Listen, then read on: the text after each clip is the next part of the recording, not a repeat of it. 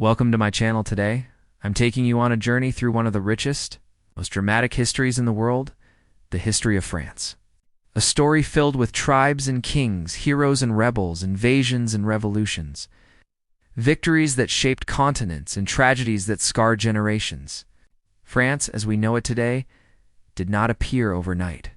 It was built through thousands of years of struggle, bravery, transformation. Our story begins long before France was France. Thousands of years ago, the land was home to Celtic tribes known collectively as the Gauls. They lived in small fortified villages, worshipped nature, and fought fiercely to protect their territories. But in the 1st century BC, their world changed forever when Julius Caesar and the Roman Empire invaded. The conquest of Gaul was brutal battle after battle, tribe after tribe. The most famous resistance came from a young chieftain named Vercingetorix, who united the Gauls in a desperate fight against Rome. He lost, but he became the first true symbol of French courage and unity. Under Roman rule, Gaul transformed. Roads, cities, and trade flourished. Latin mixed with the local language, slowly giving birth to French. Christianity spread, bringing new beliefs and new conflicts. But Rome eventually weakened, and waves of Germanic tribes moved across Europe. Among them were the Franks, whose name would eventually become the name of the country. In the 5th century, a Frankish king named Clovis changed history. By uniting the Frankish tribes and converting to Christianity, he became the first recognized king of what would later become France. His decision to accept Christianity won him the support of the Church, setting the foundation for a powerful alliance that would shape French identity for centuries. After Clovis came chaos.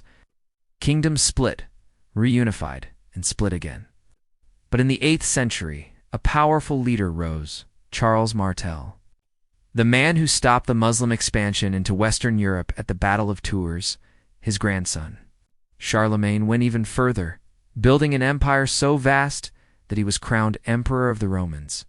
Charlemagne's reign marked the birth of medieval Europe, with France at its center. Schools, laws, culture, administration, everything took shape under his rule. But great empires rarely last. After Charlemagne's death, his territories were divided. The western portion began its slow transformation into the Kingdom of France. Feudalism dominated, kings ruled, but powerful nobles often controlled more land than the king himself.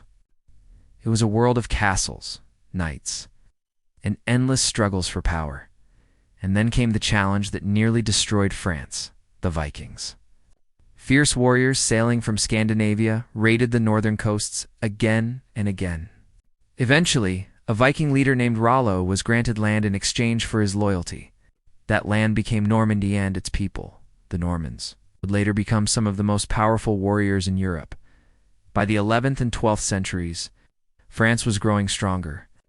Kings like Philip II crushed rebellious nobles and expanded royal authority. But one of the longest and bloodiest conflicts in history was waiting ahead: the 100 Years' War. It began in 1337 when the kings of England claimed the French throne. For more than a century, France burned. English armies invaded, villages were destroyed, and the French kingdom seemed close to collapse. But then came a miracle: Anne, untrained teenage girl from a small village. Joan of Arc. She said she heard divine voices telling her to lead France to victory. People laughed at first, but she convinced the king, put on armor, and rode into battle. Her courage changed everything. The French army, inspired by her bravery, began to win again. Although Joan was captured and burned at the stake, she became one of the most powerful symbols of France. Courage, faith, and resistance against impossible odds. After the war, France entered a period of rebuilding and rebirth, but new conflicts were waiting. The Renaissance brought art, science, and philosophy, but it also brought religious violence. Catholics and Protestants tore the country apart until King Henry IV restored peace and famously said, "Paris is well worth a mass." Then came the era that shaped modern France more than any other. The age of Louis XIV, the Sun King. He built the magnificent Palace of Versailles, made France the most powerful country in Europe, and ruled with absolute authority. Under his leadership, French art, fashion, and culture became the envy of the world. But power and glory came with a cost. Wars drained the treasury. Famine and inequality caused suffering. By the late 18th century, tensions reached a breaking point. In 1789, the people of France rose up against the monarchy, demanding freedom, equality, and justice. The French Revolution was chaotic, violent, and transformative. The Bastille was stormed, the king was executed.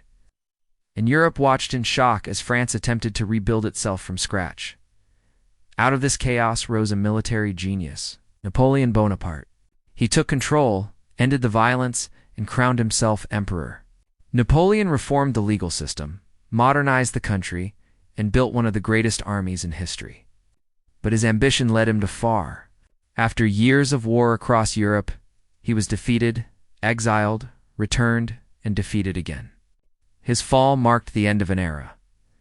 The 19th century saw kings come and go, revolutions rise and fall, and France struggle to balance freedom with order.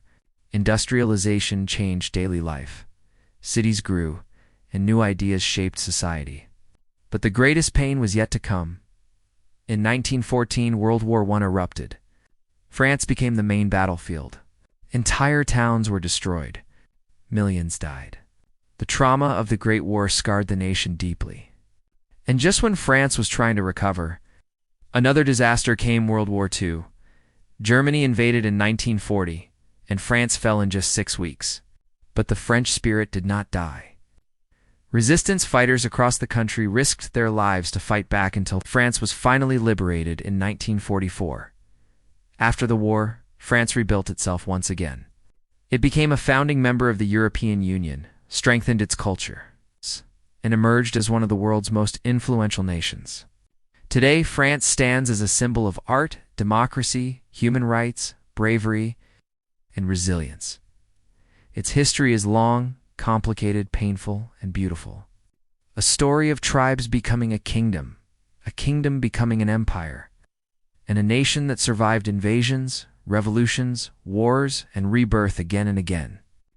France is much more than a country. It is a legacy carried across centuries by people who refused to surrender, no matter the odds. And that is the story of France. A story still being written today.